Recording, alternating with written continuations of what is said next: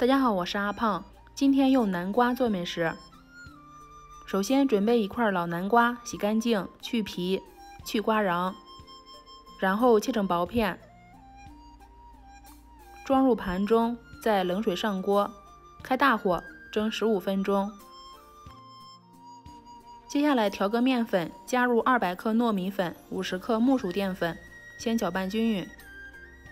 南瓜蒸熟后，用勺子压成南瓜泥，然后趁热分次少量加入到面粉里，可以感受一下面团的软硬程度，可以的话就把它揉成一个光滑的面团，然后盖上盖子，先放在一边醒着备用。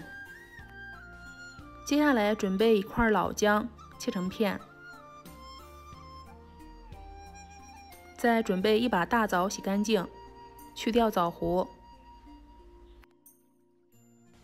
再准备一块黑糖，放到煮锅里面，加入1大碗清水，开大火烧开。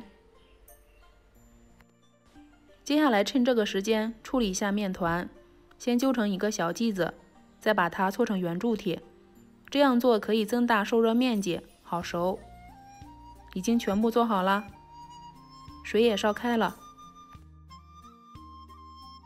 根据个人喜好，加一点核桃仁进来，把搓好的面团也下进来，用勺子搅开，然后继续开大火煮至全部浮起来。快出锅前加入1杯甜酒酿，也是醪糟，然后用水淀粉勾个芡，煮至浓稠，下入枸杞，再煮1分钟就可以出锅了。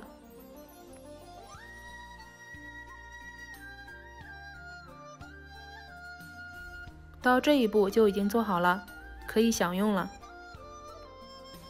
这样做的暖饮，秋冬喝补气养血又暖胃，食材也特别丰富，非常的营养健康。